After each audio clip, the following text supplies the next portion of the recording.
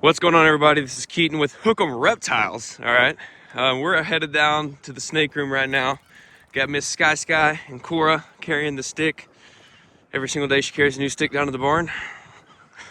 But anyway, guys, I just want to start this and kind of give you an update. All right, so I've been kind of quiet. You know, I told you guys all this great stuff. I was picking up all these great animals, you know, which we already did and we already have.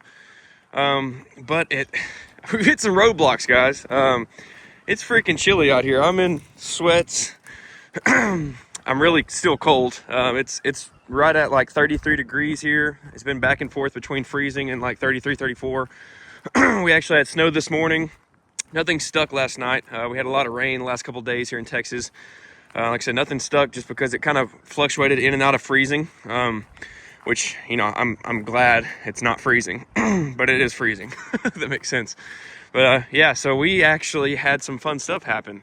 That's kind of why I'm picking up this camera. And again, I'm gonna warn you guys ahead of time. When you walk in this shop, you're gonna see it's a cluster. You know what? Okay, so just don't judge. All right.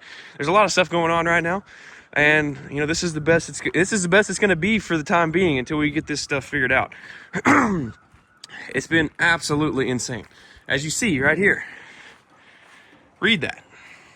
Just take that in consideration. I'm not gonna say anything. Just take that into consideration.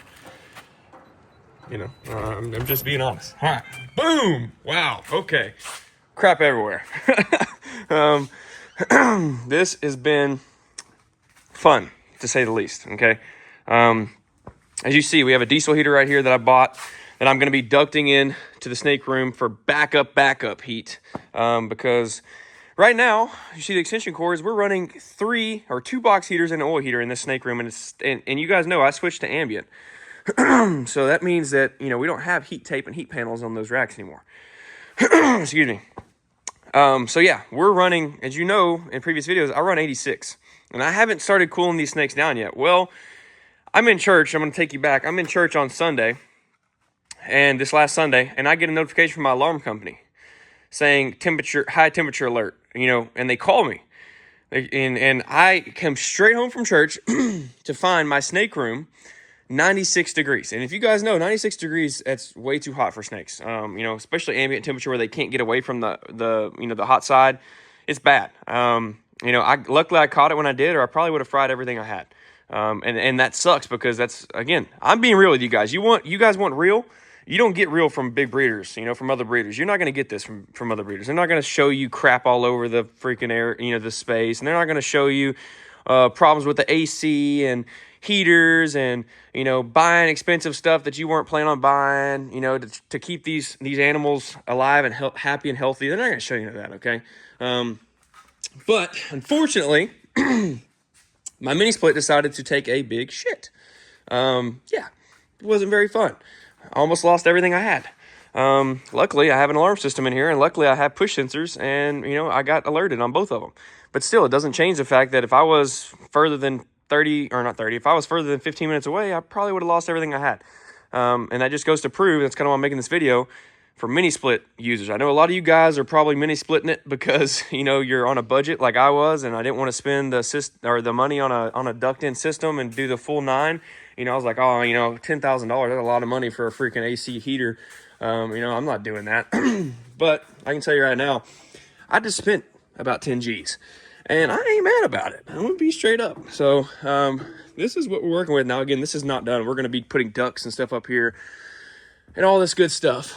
But right here, we have a 2-ton unit, and this is going to sit right here, okay? And as you guys know, this is the add-on. As you can see, there's, you know, big difference. This has been here for 20 years. That's brand new. So this right here, what we're on top on, is the snake room. This is the ball python room. This is what we're calling the ball python room. Over here, this is going to be the multi-species room. This is going to be the knobtail geckos, the blackhead pythons, and then over there in the corner where all that stuff is, underneath, is the quarantine room. So basically what's going to happen is this system, again, it's not done. You still got to hook it all up and everything, get all the ducts ran. This system is going to run, the ducts are going to run all the way on this back. So there's going to be 2 ducts in this main room. There's going to be a return in the back. And then there's going to be a duct with no return in the quarantine room, because we don't want the return in the quarantine room, because obviously it's a quarantine room. You know, if it returns, you know, it's going to return back and all that air is going to get circulated back through. And I don't want that. You know, the whole point of a quarantine room is to quarantine, obviously. So yeah, that's going to be there. And then right here, we were going to run the ducts on the back. Well, you guys know in this room, I run all my racks on this corner and then this corner over here and even on the back there. So I was like, I can't have that hot 86-degree air blowing on those snakes nonstop. You know, I just can't have it. I was like, that's not healthy for them. Because as you guys know, the ARS racks have a lot of ventilation on the top. Well, so instead of doing that, we're actually going to come out right here in the middle, kind of sort of in the middle between the Starlink, and we're going to put a duct right here in the center on the corner. We're going to put a return underneath here, right here, because the return is not that big of a deal. You know, it's in the corner, it's fine. And then we're going to run duct work all the way around behind here, and we're going to put a duct right here in the center of these two. So in the middle, you know, and that's fine with me. That's okay. You know, I can move my racks from right here and right here. And, you know, it's one of those things. It's like, you know, it's pain. It's a pain. It's very much a pain. You know, I don't like doing this. I don't like spending money. You know, this is hefty. This wasn't even a new system. This is a used system. Okay, and that just goes to prove. If I was to spend on a new system, I'd probably be spending 15 by the time it's said and done, guys. I mean, you know, to get all the duct work in, to get hit this here, you know, pay labor, I mean, it's expensive. I mean, it's a lot more expensive than I thought it was going to be. But now I've got emergency heat. I've got everything ready to roll. You know, when it gets cold outside like it is now and starts freezing, I'll put on emergency heat. We won't have to worry about this thing freezing up. You know, this is inside. It's gonna last a lot longer. You know, obviously, it's not going to be in the weather. You know, our other system will be sitting out back where the mini split is. And yeah, we're basically set for now until really whenever we need to expand, which even this system is still too big for these two rooms. So, I mean, really, it's we got some room to expand. Now, I don't think I'll ever need to expand. As you guys know, this snake room is plenty big enough for as many snakes as I want. And then this room, you know, this room is giant. So we're actually, this room, I know I've told you before, we're going to do an office over here, I think, like a little office area. I'll put my gaming setup over here.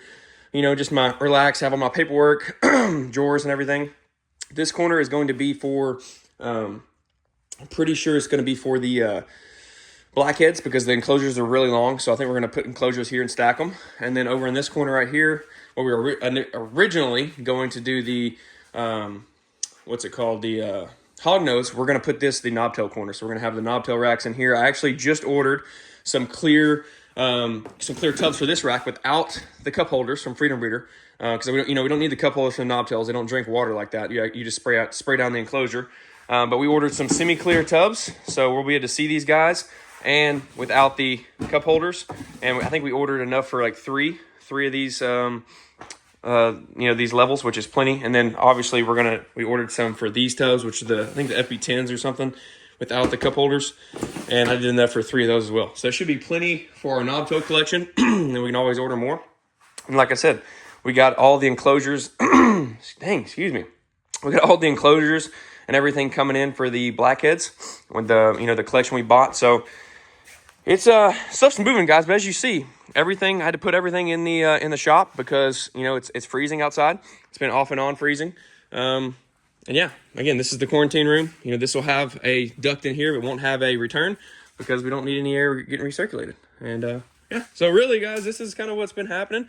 I'm actually going to stop the video real quick. I'm going to go check something in here, make sure the heat's good, because again, it's not optimal. It's only running 80 degrees, and they're running full time, so my electric bill is going to be expensive, but I have no choice. So we're going to go in here, we're going to check the heat, and then I'm going to pick the video back up. I actually made 2 pairings last night. Again, I'm not doing much because there's so much going on. I just don't have time, and plus I don't have males, guys. All the males I'm picking up, I bought really, really nice males, and they're all hatchlings or subadults.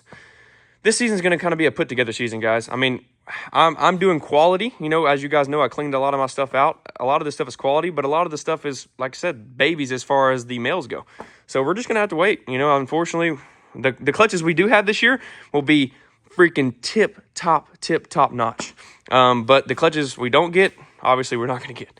But anyway, guys, we'll pick this up. I'll show you that. We'll look at the 2 snakes and see if they locked up. If they didn't, then maybe I'll do a little quick update video on the rodents. And yeah, this will be the little video. Again, you guys want it real.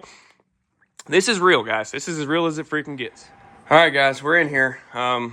The room is an absolute disaster. I mean, there's freaking heaters everywhere, extension cords, cocoa from cleaning yesterday.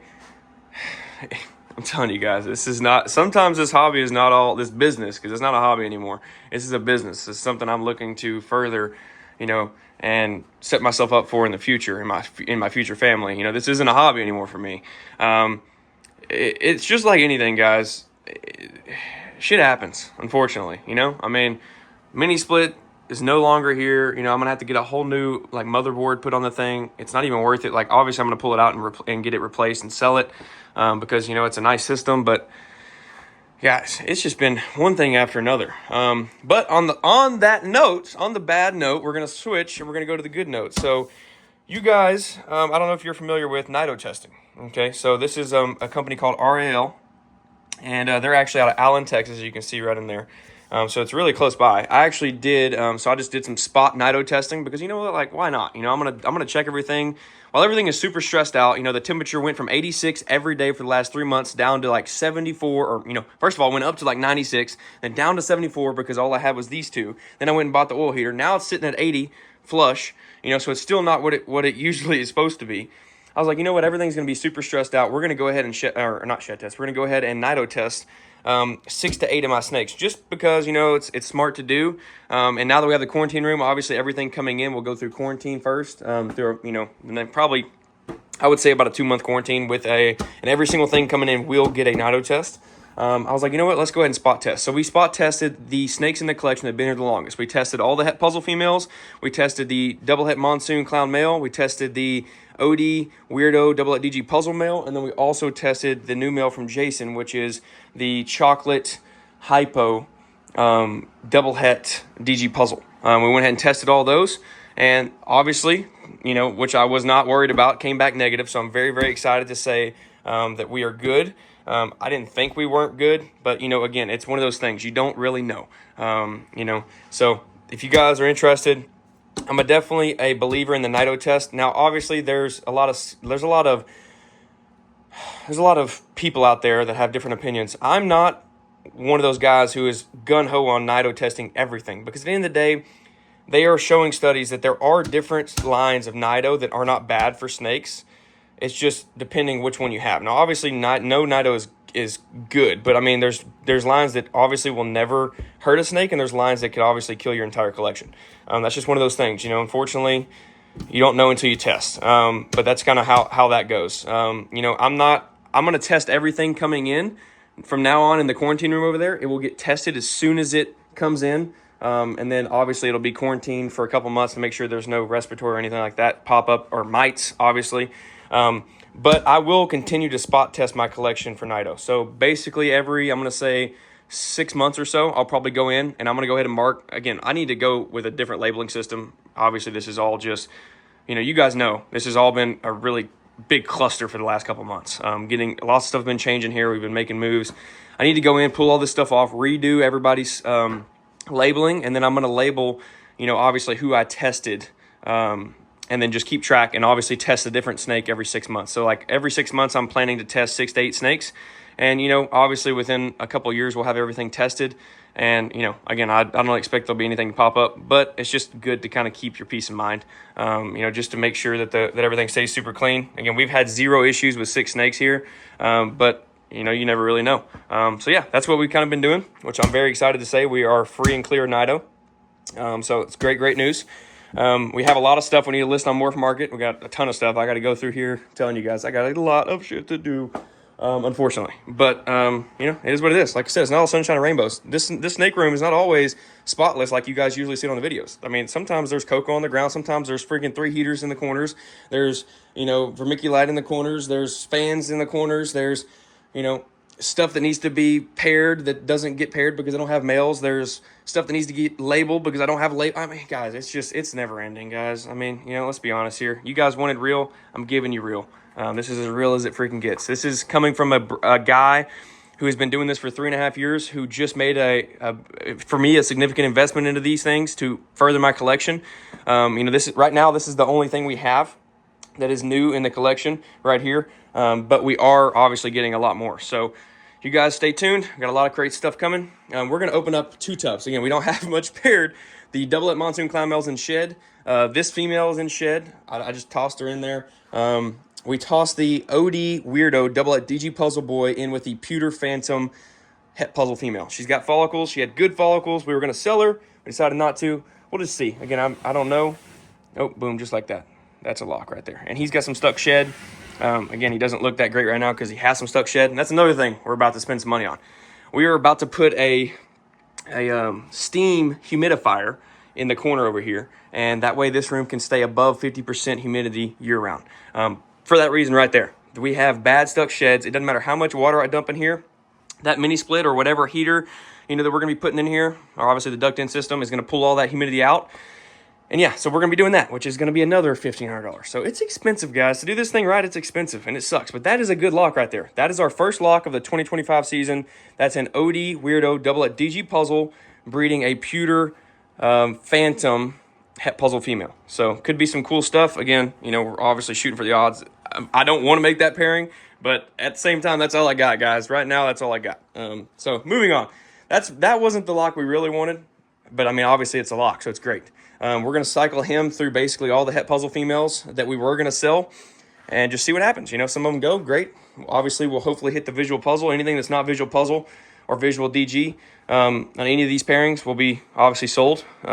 Visual puzzle, the only way I'm going to keep it is if it proves Het DG. Other than that, everything's going. So, all right, next up right here.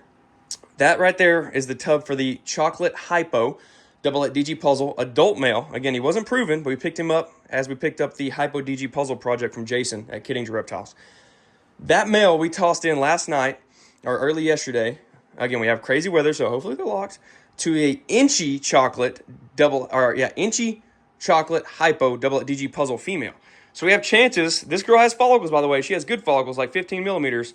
This pairing, if they're locked up, has chances to hit the Super Chocolate Inchy Hypo DG Puzzle. Sit there and think about that, guys. That is absolutely insane. Yeah, we're going to see. Let's see. Oh my God. Oh my God. Oh my God. Oh my God. Oh my God. Oh my God. Oh my God. Oh my God. Oh my God. Oh my God. Let's go. Come on, baby. Let's go, baby. I'm trying not to freak. I'm trying not to freak. Guys, this is absolutely insane. Oh my gosh. That is absolutely freaking insane. Oh my gosh. Oh my gosh. Oh my gosh. Okay, all right, guys. That's gonna be it. I gotta take some pictures and videos for some Instagram, some TikTok. Oh my gosh, guys. That is absolutely insane. Holy crap. Okay, all right. This is an update video. Again, I appreciate all the recent support. We have so much freaking going on, guys. We have so much going on. Again, lots of stuff is a mess, but lots of stuff is not a mess. We are chugging along. We're making it happen. You guys just stay tuned, guys. Crazy stuff coming. Thank you so much for the recent support. We'll catch you in the next one. Peace.